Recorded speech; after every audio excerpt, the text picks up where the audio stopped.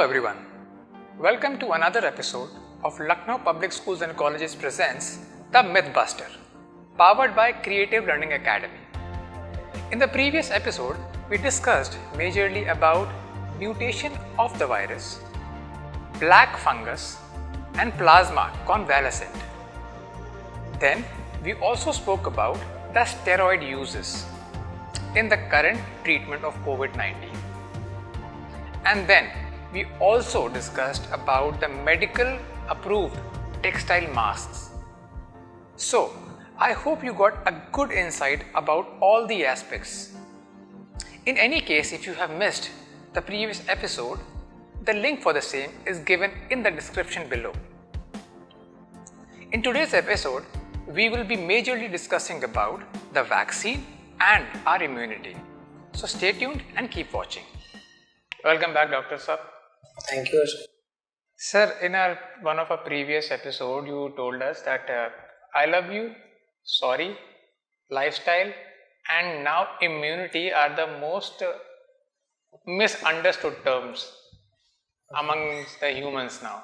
So, accordingly, we Indians think that we have got the best immunity, and this is something that has impacted us in the previous years, and now we have become a little more vulnerable when we talk about immunity.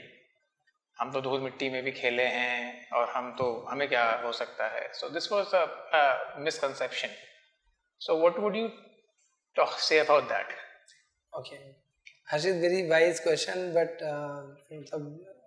just to concise about कि देखिए immunity against viral load, viral infection, immunity against allergens, and immunity against bacterial infections are widely, very widespread topic actually. और expert wise अगर मैं कहूँ तो मैं शायद बहुत सही व्यक्ति नहीं हूँ इस पे बात करने के लिए, because this is not my field of expertise, but जो हमारे वायरोलॉजिस्ट हैं वो शायद इसको और अच्छे तरीके से बता सकें. लेकिन क्योंकि ये सवाल बड़े कॉमन व्यक्ति से जुड़ा हुआ है कि इम्यूनिटी, तो आपने कहा कि I love you, sorry and lifestyle के बाद में इम्यूनिटी मिसअंडरस्टूड टर्म है. मैं कहता हूँ ये सबसे ज़्यादा मिसयूज टर्म है. तो बट नेचुरली कि मिसयूज मिसअंडरस्टूड है तभी वो मिसयूज है, हमने उसे गलत समझा और गलत हम बोलते हैं. तो इट इज़ लाइक कि हमको ये समझना है कि अगर हमारी इम्यूनिटी अच्छी है तो क्या इम्यूनिटी आपको कोविड-19 इन्फेक्टेड होने के बाद रिकवरी में मदद कर सकती है. कॉम्प्लिकेशंस नहीं हो आप में विकसित, इसमें मदद कर सकती है. लेकिन इसका ये मतलब नहीं कि आपको इन्फेक्शन ही नहीं होगा या आपको डिफरेंट तरीके का इन्फेक्शन नहीं होगा. और मान लेते हैं कि आपको बैक टू बैक 2 बार इन्फेक्शन हो जाता है तो आपकी जितनी अच्छी इम्यूनिटी है क्या वो कॉम्प्रोमाइज़ नहीं हो जाएगी. सो बहुत सारी चीज़ें एक के बाद एक उसमें मतलब समझनी पड़ती हैं. तो ये बट नेचुरली कि ठीक बात नहीं है कि हम इम्यूनिटी के भरोसे बैठे रहें. ये थोड़ा एक आशावादी सोच होती है, थोड़ी अति आशावादी सोच है जी. जो बट नेचुरली कि लैंड करेगी कहीं ना कहीं प्रॉब्लम है. तो ये इम्यूनिटी आप मिट्टी में खेलते हैं वहाँ पे कुछ और भी बात है. कोविड-19 वायरस एक बिल्कुल अलग चीज़ है जी. मिट्टी जो है वो जान नहीं ले लेती है आपकी. डायरिया होता ही है लोगों को. आप जब भी खराब खाना खाते हैं, गर्मियों में खाना खा लेते हैं, शादी बरातों में आप सुनते हैं खाना खाते हैं, अच्छी जगहों पे लोग देखते हैं कि सुनने में आता है भाई गर्मी में खाना खाया था, या घर में बने हुए खाने से कई बार फूड पॉइजनिंग हो जाती है. It is not new thing. लेकिन अब आप उसमें कहें कि हमारी इम्यूनिटी के चलते हम बीमार ही नहीं होंगे तो थोड़ी अति आशावादी सोच का ये मुझे लगता है परिणाम. अच्छा, thank you sir. I hope आपके इस आंसर से काफ़ी हमको समझ में ये आया कि एक्चुअली इस वायरस में स्पेसिफिकली हमारी इम्यूनिटी का रोल वैसा नहीं है जैसे कि हम अब तक लड़ते आए हैं. नहीं, इस वायरस की बात नहीं है. इम्यूनिटी किसी भी वायरल इन्फेक्शन में इम्यूनिटी का रोल इन्फेक्ट हो जाने के बाद पता चलता है. जैसे इम्यूनिटी के लिए देखिए आप क्या बात करते हैं कि आप बहुत सारे लोग हैं जो गिलोय पी रहे हैं. जी हाँ, भर के हम काढ़ा ही पी रहे हैं. काढ़ा पी रहे हैं लोग, मतलब पता नहीं क्या क्या कर रहे हैं लोग. देखिए इम्यूनिटी कोई एक दिन में विकसित नहीं होगी या एक साल में विकसित हो जाए ऐसा भी नहीं है. इम्यूनिटी कोई बहुत एक लंबे समय तक, जैसे जब आप गुड हेल्थ प्रैक्टिसेस अपनाते हैं तो उसका एक रिजल्ट होता है एक हेल्दी बॉडी. Okay sir. उस हेल्दी बॉडी में ही आप समझ सकते हैं हेल्दी इम्यूनिटी है. अब इम्यूनिटी को अगर आपको और समझना है हेल्दी बॉडी क्या, तो उसमें आप समझें कि जब आपको कोई डायग्नोज्ड मेडिकल प्रॉब्लम नहीं है, लेकिन आपकी बॉडी में कहीं दर्द भी नहीं है, तब आप कहिए कि हम हेल्दी हैं या हमारी इम्यूनिटी है। क्या ऐसा होता है? आप किसी दिन उठते हैं, कोई कह रहा है यार मेरा सर भारी है, कोई कह रहा है मेरे कंधे में दर्द है, हाँ हालांकि थोड़ा सा एक्सरसाइज करते हैं तो ठीक हो जाता है, दैट इज ओके, ये आप खुद को संतुष्ट कर लीजिए या जो करना करिए, लेकिन ये सच नहीं है जब आप इम्यूनिटी के कॉन्टेक्स्ट में बात करते हैं। कोई कह रहा है मेरे पैरों में दर्द है, कोई कह रहा है कि थोड़ा मैं कार चला लेता हूँ ना तो मुझे पैरों में दर्द रहता है, इसका मतलब प्रॉब्लम है कहीं ना कहीं, और ये प्रॉब्लम इम्यूनिटी का सीधा आंसर है। आप इम्यूनिटी को कैसे नाप सकते हैं? इतने महंगे और इतने मतलब जिसे कहते हैं एक्सक्लूसिव टेस्ट हैं कि अगर आप केवल उनकी जांच कराने जाएंगे तो आप 90-1,000 रुपए में केवल इम्यूनिटी के सारे पैनल्स को सही तरीके से जांच करा के रख पाएंगे। कोई क्यों कराएगा भाई? इम्यूनिटी कोई खेल थोड़ी ना है कि आपने कहा मेरी इम्यूनिटी, अरे इम्यूनिटी के बहुत सारे पैमाने, एक 300 रुपए की जांच है सीबीसी, उससे भी पता चल सकती है, और एक 800 रुपए की जांच है, उससे भी नहीं पता चल सकती है। तो immunity is a very subjective thing, subjective to person and subjective to conditions also into which he is exposed to और शी इज एक्सपोज्ड टू। किस चीज से हम इम्यूनिटी की बात कर रहे हैं, आप समझ पा रहे हैं मेरे? तो इम्यूनिटी, मैं तो बिल्कुल, आपने आज का टॉपिक सही उठाया कि I love you sorry and lifestyle के बाद में इम्यूनिटी एक मोस्ट मिसअंडरस्टूड टर्म है, करंट सिनेरियो में बिल्कुल सही है। तो इसलिए आपका ये सोचना, कुछ भी ये सोचना कि हम इतने इम्यून है कि, तो फिर वो लोग क्यों मर रहे हैं जो बेचारे नहीं, मतलब वो उनकी क्यों जान चली गई, वो नहीं जानी चाहिए थी, और वो सीरियस लोग थे, ऐसा नहीं कि वो बिल्कुल लापरवाह थे।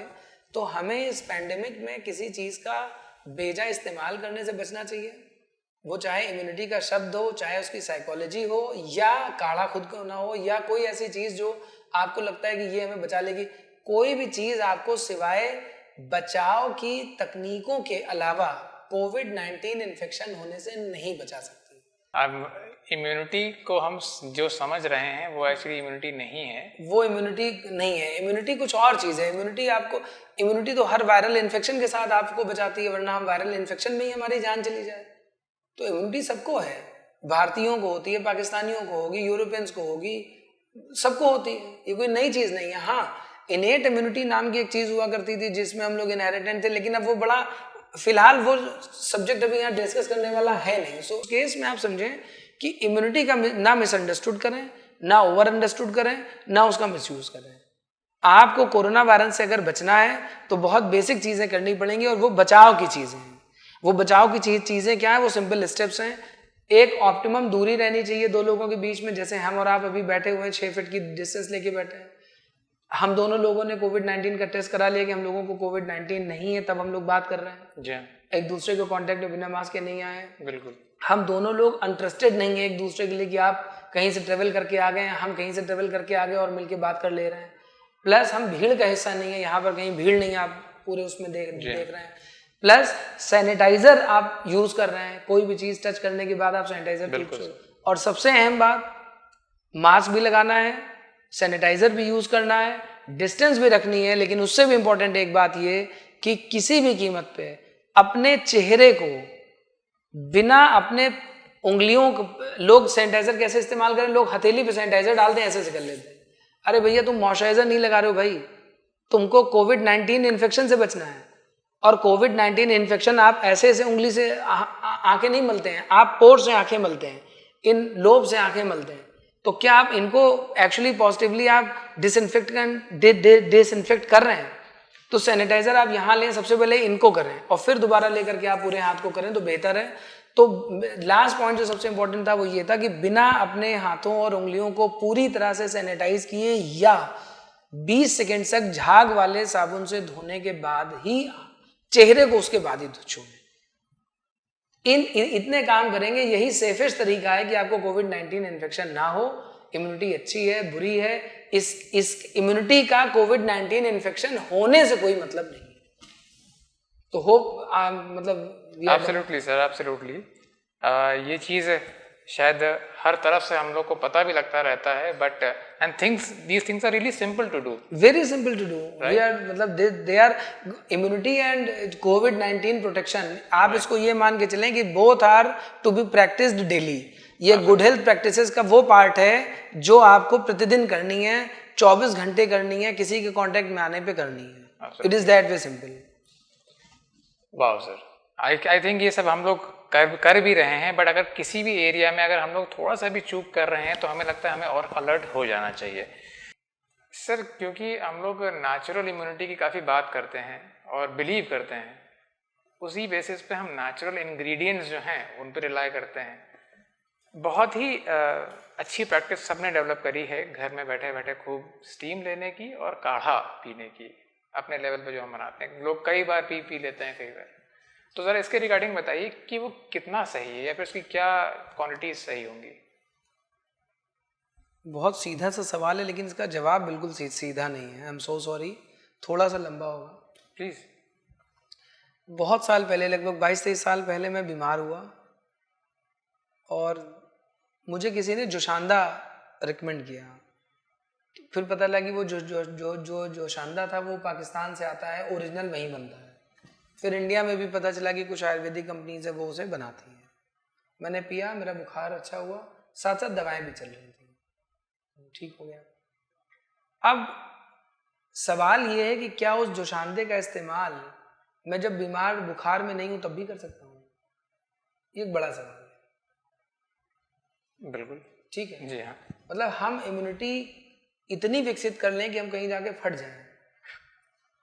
मतलब आई एम सॉरी, मैं मेरे पास कोई और शब्द नहीं है। मुझे बहुत कहा जाता है कि डॉक्टर साहब आप इतने बेसिक होकर बात मत किया करें, लेकिन मैं क्या करूं, समझ नहीं आ रहा है किसी को। हमने अपने इमोशंस एंगेज कर रखे हैं, बेवजह एंगेज कर रखे हैं। क्या मैं काढ़े के इस्तेमाल को मना कर रहा हूं? मैं कह रहा हूं काढ़ा ना पीजिए ना। आपको कोई बताए कि आप काढ़ा पीजिए, आप काढ़ा पी लीजिए, इसमें क्या प्रॉब्लम है आपको? जब काढ़ा बताया जाएगा तो आप उसमें कमियां निकालेंगे। वो कड़वा बहुत है, बहुत मुश्किल से बनता है, पत्तियां कौन लाए, पीसे कौन, हमसे नहीं होगा। आप गोली बता दो। मतलब कोविड जब हो जाए तो गोली खा लीजिए, जब कोविड है ही नहीं तो काढ़ा पीते रहिए। It is just engaging emotions. इसके अलावा क्या कहूँ मैं, मतलब कतई समझ नहीं आता। आप देखिए काढ़े में जो इंग्रेडिएंट्स शामिल किए जाते हैं वो मसाले हैं आमतौर पे, ठीक है जी। और मसालों की तुलना एक युग ऐसा भी था जब गोल्ड से की जाती थी। मसाले इतने प्रेशियस हुआ करते थे कि गोल्ड से भी एक स्टैंडर्ड ऊपर था उनका। मसाले वर ट्रेडेड फॉर गोल्ड। ठीक है, आपको शायद एक चीज और भी मैं ऐड कर दूं, हालांकि कोई जीके का शो नहीं है, लेकिन मैं बता दूं कि आपको शायद पता है कि नहीं, फर्स्ट गोल्ड रश जो पूरी दुनिया में हुआ था इट वाज फॉर आलू। आलू के लिए पहला, मेरा एक फेवरेट टॉपिक है समोसा क्यों खाना चाहिए, तो ये मैं उसमें कभी अगर आपके यहाँ भी हुआ, मेरा जो first live phone in program मेरा हुआ था 2015 में, मैंने मेरा वो उस प्रोग्राम में मैंने कवर किया था। तो मैं आपको बताऊं कि ये सारी चीजें बड़ी प्रेशियस हैं। आपको इनको चुटकी तो एक अंदाजा है उन लोगों को जिनको आइडिया है, वो कोई नाप के 1 ग्राम और आधा ग्राम थोड़ी, वो एक अंदाजा है। लेकिन आप बताइए कि इस 1 साल से पहले किसने काढ़ा बनाया घर में? कौन इसका मास्टर है? किसने बचपन से सीखा काढ़ा बनाना? कहाँ उसकी एक रिटन डॉक्यूमेंटेड कोई प्रिपरेशन है जो कोई आयुर्वेदिक कंपनी बना के दे रही और आप पी ले रहे हैं? सब कंफ्यूजन सा है। मैं खुद ही ये बात सुन के ही कंफ्यूज हो जाता हूँ कि मैं इसका जवाब क्या दूँ। कुछ भी साइंटिफिक एविडेंस नहीं है इसका। और मैं साइंस की जब बात करता हूँ तो मैं वेस्ट और ईरान तुरान और चाइना और भारत और अमेरिका की बात नहीं करता।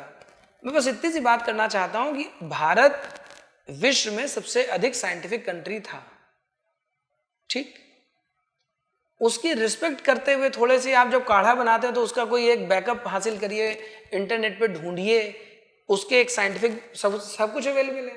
पता कर लीजिए कि काढ़ा एग्जैक्टली कैसा बनना चाहिए, कोविड-19 का काढ़ा में क्या होना चाहिए। है कहीं कोई ऐसा लिखा कोई डॉक्यूमेंट? आप पता लगा वायरल फीवर में पिया जाने वाला काढ़ा अलॉन्ग विद मेडिकेशन। अब आप बताइए, जब कोविड-19 इन्फेक्शन हो जाता है तो मैं दवाई खाता हूं, तब मैं काढ़ा नहीं पी रहा हूं। कुछ लोग तब भी पी लेते हैं, मुझे पता नहीं क्या, लोग बहुत कुछ कर रहे हैं, बहुत कंफ्यूजन सा है। तो मेरी आपसे रिक्वेस्ट ये है कि आप देख लीजिए कि क्या मसालों का इस्तेमाल जो सोने की तरह होना चाहिए बहुत कम, बहुत ज्यादा कम, कहीं वो आप पीतल की तरह डेली यूज में तो नहीं ले रहे हैं। एक नंबर 2, काढ़ा किस बीमारी में कौन सा इंग्रेडिएंट पड़ना है इसका पता लगाया आपने? कई लोग प्लेटलेट को बढ़ाने वाले काढ़े का इस्तेमाल कोविड-19 से प्रोटेक्शन के तौर पे इम्यूनिटी डेवलप करने में किए डाल रहे हैं। अब मेरे पास ऑलरेडी मेरी ऑप्टिमाइज्ड नंबर ऑफ प्लेटलेट्स हैं, मेरे पास कुछ प्लेटलेट्स हैं जो होनी चाहिए वो हैं। अब मैं और काढ़ा पी के उसको प्लेटलेट बढ़ाने की कोशिश कर रहा हूं, तो क्या मैं 10 लाख पहुंचा दूंगा, वो एक्सीड कर दूंगा लिमिट को, और फिर उसके बाद मुझे खुद ही थ्रोम्बस हो जाएगा, मैं खुद ही एक हार्ट पेशेंट के तौर पे पड़ा रहूंगा कहीं पे। प्लीज चेक, रिक्वेस्टफुली कर रहा हूं, मैं किसी के खिलाफ नहीं हूं भैया, मैं इतना बड़ा आदमी भी नहीं हूं कि मैं कुछ कर सकूं, क्यों मैं किसी की खिलाफत करूं?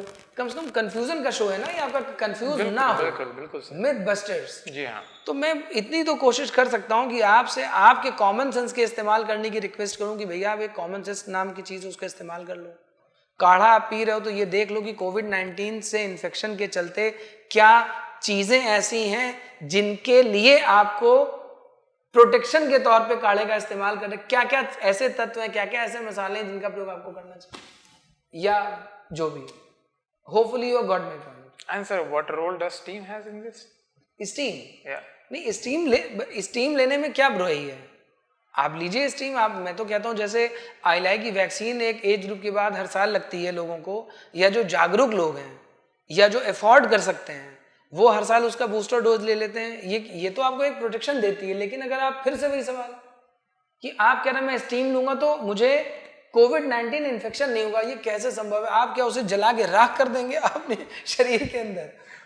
मतलब आप समझने की कोशिश करिए। हाँ, आपने स्टीम ली, वो एयरवे में गई, कोविड-19 वायरस अगर वहां पर तुरंत आया है, रुका हुआ है, उसको परेशान करने में या आपका किसी अन्य तरीके से अगर लगता है कि कोई कॉफिंग या कह लीजिए कि कुछ बलगम कहीं जमा हुआ है, या एयरवे क्लियर नहीं है, या कोई कुछ थोड़ा बहुत ऑब्स्ट्रक्शन है, चोकिंग का ऑब्स्ट्रक्शन है, वो उसमें क्लियर होता है, इसमें कोई दिक्कत, कोई बुराई नहीं है। स्टीम करने में कोई बुराई नहीं, लेकिन अब मैं देख रहा हूँ लोग दिन भर स्टीम कर रहे हैं।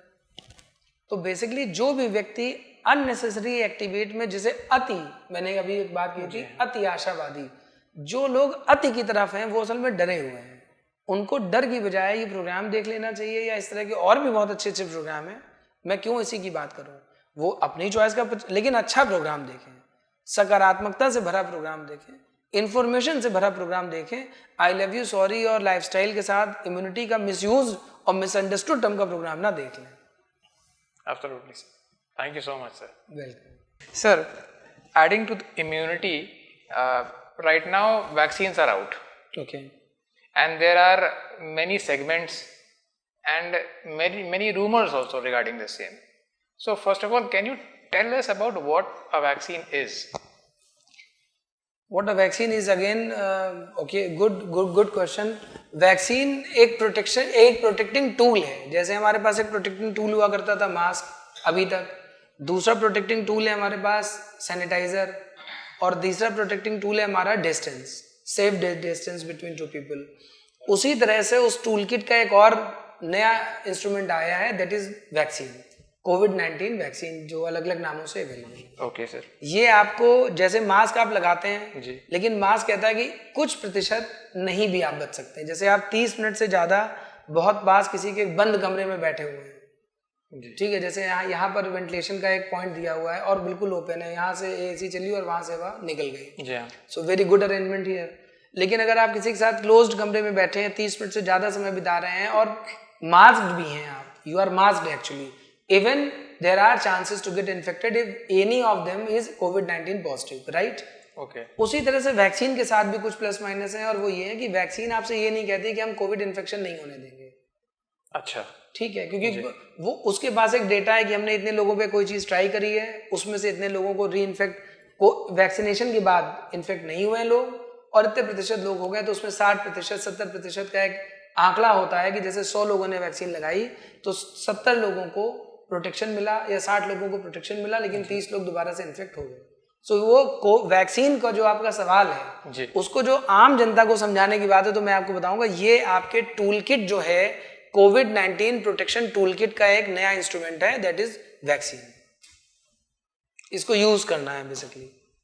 तो सर इसको यूज अगर हमें करना है तो ये हम आइडेंटिफाई कैसे करें कि हमें, क्योंकि इसके रिगार्डिंग इतने कंफ्यूजन भी आ रहे हैं कि कुछ लोग कह रहे हैं हम लगाएंगे, कुछ लोग कह रहे हैं नहीं लगाएंगे, कुछ लोग कह रहे हैं कि उन्होंने लगा लिया है उसके बाद भी हमको हो गया है।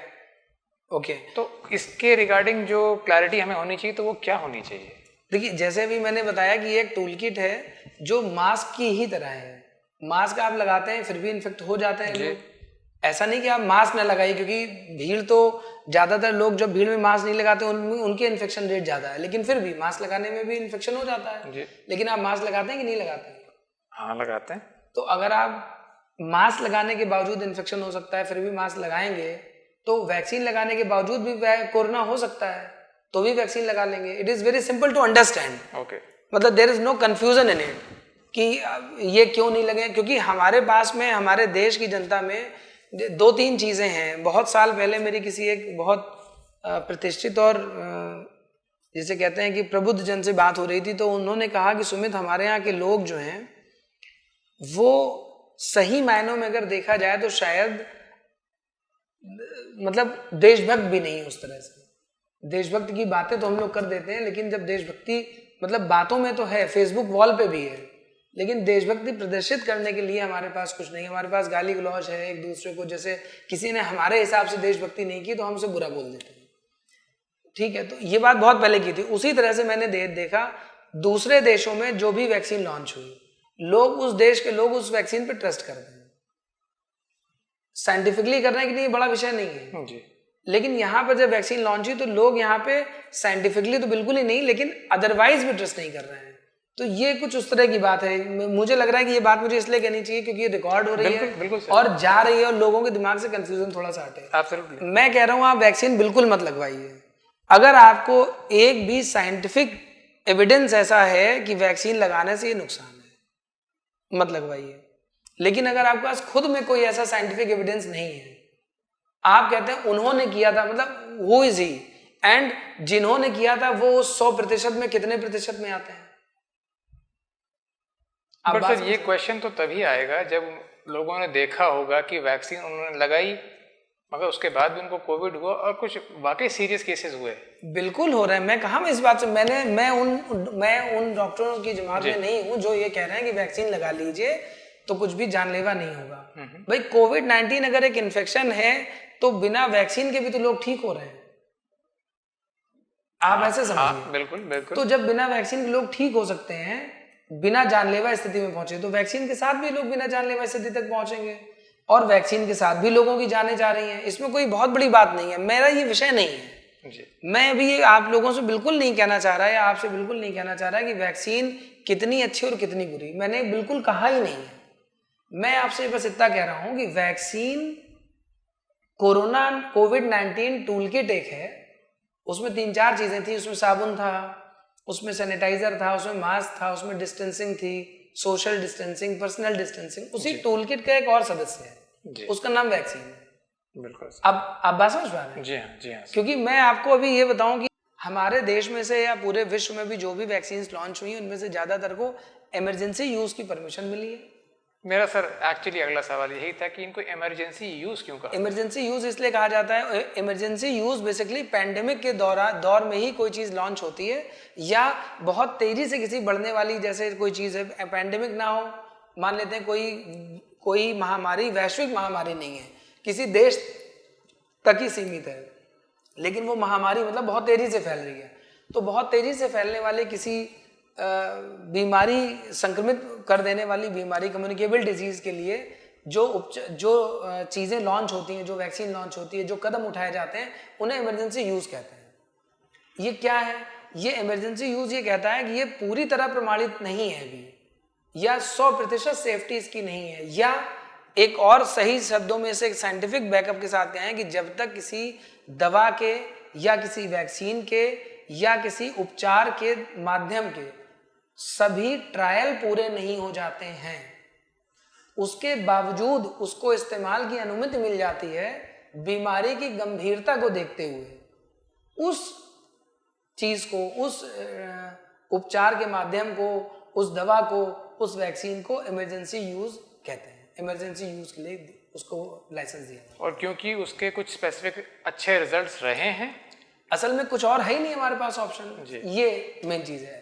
कुछ प्रॉमिसिंग रिजल्ट होते हैं, जैसे आप देखिए जब बातें होती हैं तो कई तरह की होती है। कुछ लोग क्या कहते हैं, वो विटामिन सी खाया करो, उससे ये होता है। अरे भाई विटामिन सी की बजाय आप खाना सही क्यों ना खा लो, खाने में तो विटामिन सी मिलेगा आपको, क्या खाने में आप नींबू नहीं खा सकते? बिल्कुल। लेकिन अब वो बचपन से तो कभी खाया नहीं, अब उन्हें 30 साल की उम्र में पता चला, या उन्हें 50 साल की उम्र में पता चला, या उन्हें 35 साल की उम्र में लगा कि उन्हें करना चाहिए, तो अब वो गोली खरीद के खा रहे हैं। असल में हर खाई जाने वाली चीज जो थाली में है जी, उसका एक लाभ है, और उसका कोई एक लाभ नहीं, उसके करीब 100 लाभ है। अब कोई कहता है विटामिन बी ले लीजिए कैंसर नहीं होगा, अभी लोगों को नहीं हो रहा है कैंसर, हो रहा है। प्रॉमिसिंग। मेडिकल साइंस में जब भी कोई चीज 0.001% भी सकारात्मक परिणाम दे देती है, उसको कहा जाता है प्रॉमिसिंग रिजल्ट्स, यानी इसके अच्छे परिणाम, यानी उसका प्रयोग हम कर सकते हैं। ठीक है जी हाँ। उसी तरह से जब वैक्सीन नहीं थी तो कुछ परिणाम ही नहीं था, वैक्सीन बनी तो कुछ परिणाम आए, जी हाँ। तो वो परिणाम कम से कम 0.001% तो बहुत ऊपर थे। तो इस लिहाज से वैक्सीन आई और उनको इमरजेंसी यूज का परमिशन मिली और वो लोगों को लगाने के लिए कहा जाता है। Absolutely. मुझे लगता है कि मैं सरल शब्दों में से समझा पाया, मैंने कोई कॉम्प्लेक्सिटीज नहीं करी इसमें कि ये ऐसा वो वैसा है। Absolutely सर। जी thank you so much sir. जी। आई थिंक हम लोग वैक्सीन के रिगार्डिंग जो एक अंडरस्टैंडिंग हम लोग की होनी चाहिए वो हम समझ पा रहे हैं, बिकॉज जितने कन्फ्यूजन्स के थ्रू हम लोग गुजर रहे हैं इस समय, बिकॉज एक मेजर पार्ट रोल उसमें इन्फॉर्मेशन ही है। तो वही चीज़ जैसे कि रोज़ कोई ना कोई न्यूज़ आ रही है कि कभी किसी कंपनी ने बना दी, कभी अमेरिका ने कुछ कह दिया, कभी साउथ कोरिया ने कुछ कह दिया। जैसे बताएं बहुत सारी हर्षित जो कन्फ्यूज़न कैसे है, जो कुछ जेन्युइन कन्फ्यूज़न, कुछ कन्फ्यूज़न तो बने बनाए कन्फ्यूज़न है जिनका कोई अस्तित्व नहीं है जी। कुछ कन्फ्यूज़न बड़े जेन्युइन कन्फ्यूजन, जैसे मान लेते हैं कि किसी पेशेंट ने पूछा कि सर मेरी मम्मी को डायबिटीज़ है, हम लगवा सकते हैं कि नहीं। अब ये जेन्युइन कन्फ्यूज़न है। अब भाई वैक्सीन लगानी है, आज के पहले कभी थी नहीं, अब कहा जा रहा है कि भाई कोविड-19 इन्फेक्शन जो है वो इम्यूनो कॉम्प्रोमाइज स्टेट में अगर कोई है तो उसको ज़्यादा प्रभावित करेगा। अगर किसी आदमी को वैक्सीन लग गई, वो ऑलरेडी इम्यूनो कॉम्प्रोमाइज स्टेट में, तो क्या करें। किसी को एलर्जी है और वो एलर्जी होने की वजह से, अब मान लेते हैं कोविड-19 वैक्सीन लगी तो कोई एलर्जी तो नहीं हो जाएगी क्योंकि वैक्सीन है, नहीं है, पता ही नहीं किसी को। कुछ जेन्युइन कंसर्न भी है किसी के माँ बाप को या किसी व्यक्ति को या किसी हस्बैंड वाइफ को। अभी दिसंबर महीने में एक महिला को ऑपरेशन के ठीक पहले पता चला कि शी इज HIV पॉजिटिव। हालांकि बाद में चीज़ें बदली, किसी तरीके से चीज़ें हुई। अब मान लेते हैं कि इस तरह के कुछ केस होते हैं और इनमें कहा जाता है कि क्या आप HIV पेशेंट को वैक्सीन लगा सकते हैं। तो कुछ जेन्युइन कंसर्न्स भी हैं, ऐसा नहीं कि कुछ जेन्युइन कंसर्न नहीं। तो अब जैसे मान लेते हैं कि HIV पेशेंट है कोई, अफ्रीकन रीजन में एक ट्रायल हुआ है वैक्सीन का, वो वैक्सीन HIV पेशेंट्स में भी ट्राई की गई है, उसके उन पे रिजल्ट्स अच्छे हैं। अच्छे का क्या मतलब है कि HIV पॉजिटिव पेशेंट्स जो हैं उनकी इम्यूनिटी बहुत ही ख़राब होती है, बहुत ही कम होती है, इम्यून रिस्पॉन्स आना लगभग असंभव होता है। तो जो अफ्रीकन रीजन में वैक्सीन लॉन्च हुई, उस पर ट्रायल हुआ, उसको देखा गया कि वो HIV पेशेंट्स के लिए सेफ है, आप उसको ट्राई कर सकते हैं। किसी भी और तरीके की एलर्जी और किसी भी और तरीके की बीमारी में देखा गया कि आप डायबिटिक हैं, लेकिन वैक्सीन अगर लगाना चाहें तो डायबिटीज़ कंट्रोल में रखते हुए आप वैक्सीन लगा सकते हैं। अब डायबिटीज़ पता चला किसी की फास्टिंग बढ़ी हुई है, PP बढ़ी हुई है, या उसका 3 महीने का शुगर का जो ग्राफ है वो बढ़ा हुआ है और वो उसी स्टेट में जाके वैक्सीन लगा ले रहा है, तो बट नेचुरली कि कुछ और भी चीज़ें हो सकती हैं और फिर वो कहेगा कि हमने वैक्सीन से खराबी हासिल करी, ऐसा नहीं है। और बाकी तो हमने बताया कि रूमर्स का कोई अंत नहीं है, हर तरीके के लोग बातें करते हैं। अभी जैसे रूमर्स के उसमें एक जानकारी ऐड कर दूं मैं, जैसे अभी भारत, इंडिया हमारा देश जो है is available with 3 options of vaccine. Number 1 Covishield, जिसमें वेक्टर बॉर्न जीनोटाइप लिया गया है, हालांकि वो बेसिकली इनएक्टिव ही मान के चलें। कोवैक्सीन, उसमें भी इनएक्टिव वेरिएंट लिया गया है डेड की बजाय। और तीसरा अभी स्पुतनिक लॉन्च हुआ है, उसी के जैसे अभी एक मॉडर्ना फाइजर की एक वैक्सीन चल रही है। अच्छा सर, ठीक है, मॉडर्ना फाइजर की वैक्सीन ने ये क्लेम कर दिया है, ये डेटा अभी तक नहीं था किसी के पास, उसने क्लेम कर दिया है कि अगर उनकी somebody is vaccinated with real vaccine, कोई व्यक्ति ने फाइजर मॉडर्ना की वैक्सीन लगा ली है जी, तो वो व्यक्ति कैरियर नहीं हो सकता कोविड-19 का। तो ये बात बताने का मेरा क्या मतलब है, क्यों मैंने ये बात यहाँ पे ऐड करी? ये बात इसलिए ऐड करी कि भ्रम आप रख सकते हैं, इंतजार करिए, वो भ्रम क्लियर होते जाएंगे। आपको लगता है आपको वैक्सीन नहीं लगानी चाहिए, आप घर बैठिए, कोई दिक्कत नहीं है, या आप कोई साइंटिफिक बैकअप ले आइए, ठीक। और आपको लगता है जब इमरजेंसी यूज हट जाए, जब वैक्सीन साबित हो जाएगी अच्छी है, तब लगवा लीजिए, हमको क्या फर्क पड़ता है। वैसे भी वैक्सीन तो अब देखिए कि अभी ट्रायल के बेसिस पे भी कहा गया है कि 3 महीने बाद आप वैक्सीन लगाइए, ठीक है, और थोड़ी सी शॉर्टेज की वजह से उसको 4 महीने भी घसीट दिया गया है। तो कोई ऐसा भी नहीं कि आप नहीं लगवाएंगे कि देश मतलब कहीं चला जाएगा। It is up to us, हम कितने सेफ्टी से अपने आप को मैनेज कर सकते हैं जी, कैसे मैनेज कर सकते हैं, और वैक्सीन जब सेफ होए या अभी इमरजेंसी यूज़ है तब इमरजेंसी यूज़ नहीं है, किन स्थितियों में हम उसे चाहते हैं, वो एक हमारे देश में एक और भी बात है।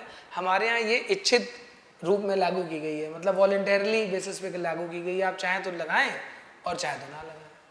सो hopefully we are covering vaccine, मतलब absolutely sir. That how proactive it is, how impactful it is. जब हम ले लें तो उसका इम्पैक्ट कब तक रहता है, कब तक रहेगा, एक आइडिया हमें लग जाए। देखिए हर्षित, ये बड़ा अच्छा सवाल है कि इम्पैक्टफुल की जहाँ तक बात करें, जैसे इन्फ्लुएंजा लाइक इलनेसेस की आई वैक्सीन आती हैं, तो उसमें क्या होता है कि कुछ वैक्सीन लाइफ लॉन्ग होती हैं, आपने एक बार शॉट लिया वो पूरी जिंदगी चल जाता है। कुछ वैक्सीन 5 साल के लिए होती हैं। आई की वैक्सीन ईयरली उसका बूस्टर डोज लगवाना पड़ता है। उसी तरह से ये जो वैक्सीन है अभी के हिसाब से अराउंड 90 डेज तक इसको आप ये एक्टिवेट रहती है, मतलब आपको प्रोटेक्ट करने में सक्षम है। ओके। तो इसीलिए अभी जो ट्रायल अब आए हैं, इसके पहले ट्रायल अवेलेबल नहीं थे, अप्रैल में ये ट्रायल पूरे हुए हैं जी। जो डेटा आया है बेसिकली जी। वो इसीलिए गवर्नमेंट ने अब 12 हफ्ते तक उसको बोला है कि आप पहला डोज के दूसरा डोज में 12 हफ्ते का डिले करिए। अब उसी को लेकर भी बहुत सारी बातें शुरू हो गई, लोग कह रहे हैं अब गवर्नमेंट के पास वैक्सीन नहीं है, ये नहीं वो नहीं। हम कह रहे हैं नहीं है, तो भी क्या वो जबरदस्ती लगा देगी आपको? मतलब ये कौन सी बात हुई?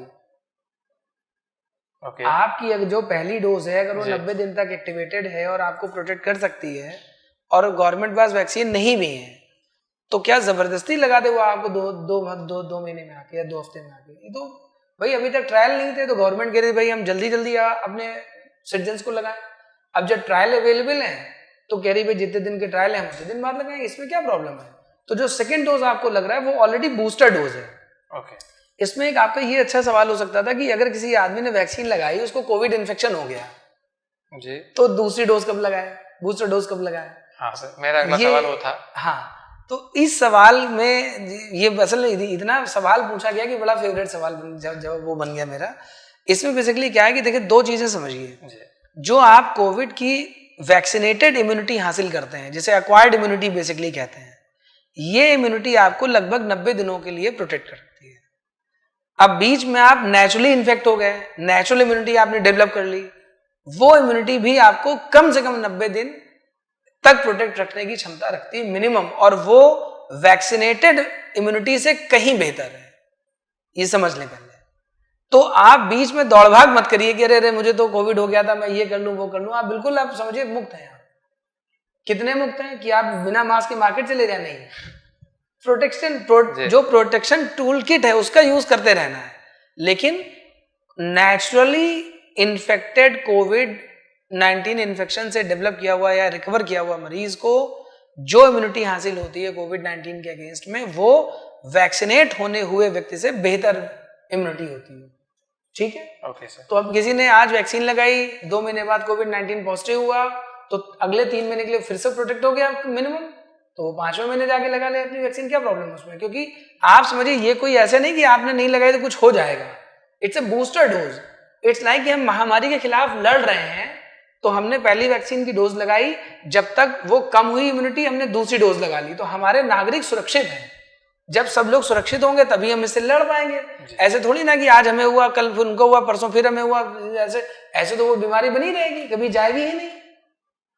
बिल्कुल ठीक। तो कोविड-19 इन्फेक्टेड अगर कोई व्यक्ति है आफ्टर इवन गेटिंग वैक्सीनेटेड, तो he is under more safety against covid because he has developed naturally immunised actually. तो वो बेहतर तरीके से अपने आप को उससे 3 महीने बाद जाके बूस्टर डोज लगा सकता है या सेकेंड डोज लगा सकता है। Wow sir, wow.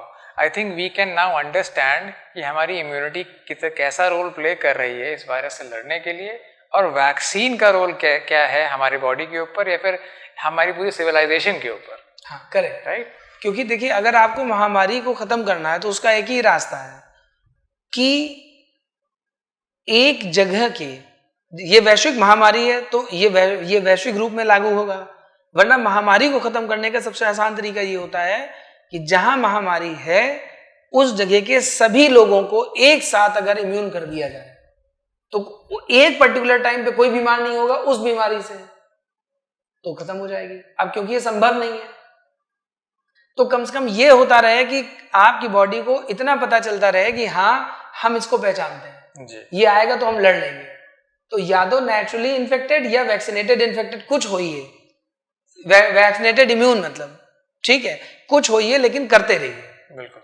अब ये नहीं कि हम वैक्सीन भी लगाएंगे, मार्केट में भी रहेंगे और हमारे पास कोई साइंटिफिक बैकअप भी नहीं है, हमारा कोई साइंटिफिक आधार भी नहीं है ऐसा कहने के पीछे, और बस हम पागलों तरीके अपनी कोई बात रिपीट किए जा रहे हैं। तो ऐसा मत करिए। कितने गवर्नमेंट ऑफिशियल से किसी ने कहा वैक्सीन नहीं लगाएंगे फिर लगा लिए, कितने पॉलिटिकल लोग थे हम नहीं लगाएंगे लगा लिए, मतलब वो अलग तरीके से है। आप ऐसा मत करिए, आप एक आम आदमी की तरह जो आपकी गवर्नमेंट आपसे कह रही है आप उसे करिए, ठीक है। Absolutely.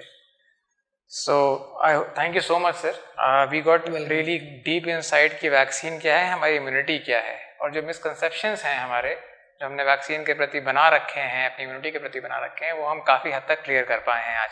So with this we come to the end of another episode which was specifically regarding the vaccine and our immunity. So till then, stay connected, stay tuned and stay safe.